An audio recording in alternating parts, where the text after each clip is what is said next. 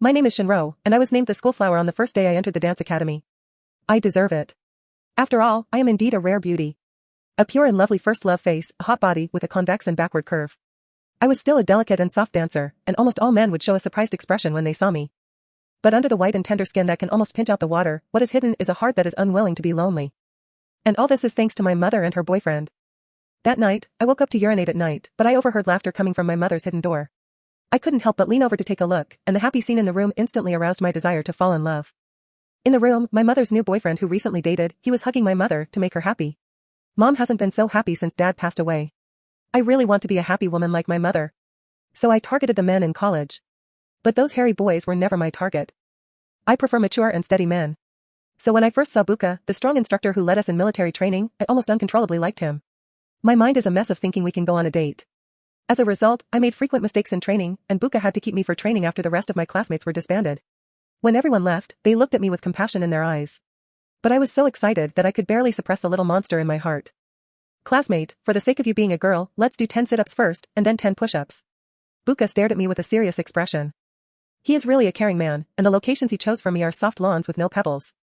By this time it was getting late, and the playground had almost dispersed, leaving only me and Buka standing in a dimly lit corner. His serious appearance is very similar to my mother's boyfriend, Uncle Zhang, whom I see on weekdays. Obviously he looks serious in front of him, but he will be very active when he is with the woman he likes. I couldn't help but feel love, but I didn't immediately lie down as Buka asked. I deliberately puffed up my chest, and my voice became delicate. Instructor Buka, can I do a warm-up exercise first? He nodded with a dull look in his eyes. I hooked my lips and bent down to stretch. I quietly looked at Buka with my peripheral vision, and his throat surged up and down. Instructor Buka, can you help me press my legs and do sit-ups? I lay down, and the loose military training uniform could not hide my figure. Buka's voice was hoarse, and he said yes, okay. He squatted down with his tall body, and pressed his hands on my legs. Students, let's start sit-ups. Buka's voice was still so serious, as if the position he was pressing was just to get me done my sit-ups as quickly as possible. Can this man still have such good concentration in front of me? I don't believe it. I silently continued to do the sit-up position, and my legs began to swing up and down restlessly. Instructor Buka, can you help me press up again? Buka really didn't pretend, and his tall body squatted directly on top of me, and his hands pinched my thighs strongly. Is it possible here? Buka's voice was low. Yes. I was slightly nervous, and even my eyes were a little excited. But then, the sudden movement made me tremble violently, and in front of me was Buka with a wicked smile on his face. Classmate, you seem to be tired, can I help you relax? Buka didn't wait for me to answer, and his big hands began to massage my legs. I've heard that dance students are so relaxed, so I'm okay with it, right? Interacting with the instructor instantly made me feel like I was in love. Buka whispered in my ear, you are not skilled in training movements, let's come to the classroom in the back mountain. With that, Buka left, and I gladly followed. As soon as I entered the classroom, Buka asked me to lie on the wall and continue to do semi-push UPS. I raised my head as if I was expecting what was going to happen next. Behind me, out of sight, I heard the sound of metal hitting the floor. It was like something was placed behind me somewhere. But just as I habitually wanted to look back to see what it was, Buka's big hand slapped me on the back. Classmate, today's training is not over yet, you can't move around. I had to readjust my posture.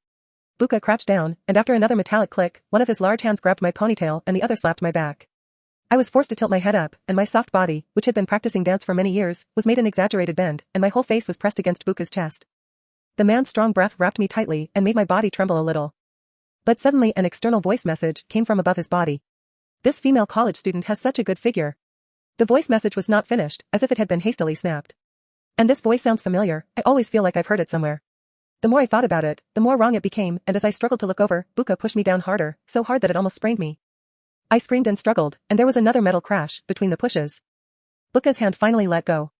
I quickly got up and looked in the direction of the sound, and I saw that there were several stands around me, and there were mobile phones and video cameras on them. You. What is this doing? I quickly straightened my clothes and took 2 steps back vigilantly. Buka would have let go of me just now to help one of the cameras that I had almost fallen. And he still has a mobile phone in his hand, and it looks like the aborted voice was sent by that phone. Buka looked at me, and there was no panic in his eyes, but only a playful expression. Don't you like this? I thought to myself, no, I can't get videotaped, or my life is over. I tried to flee in terror, but Buka, who was tall and long, easily caught me back. He slapped me straight to the ground. In a trance, I saw a camera rig repositioned by him, right in front of my face. The next second, he held me down, grabbed my 2 legs directly, and pulled them hard to both sides. He's going to force me to make a one-word move. I screamed in pain. Ah. Buka was even more excited, and I could even hear him swing the camera forward again, as if he were going to shoot a close-up. I writhed wildly in pain. Please, don't take pictures.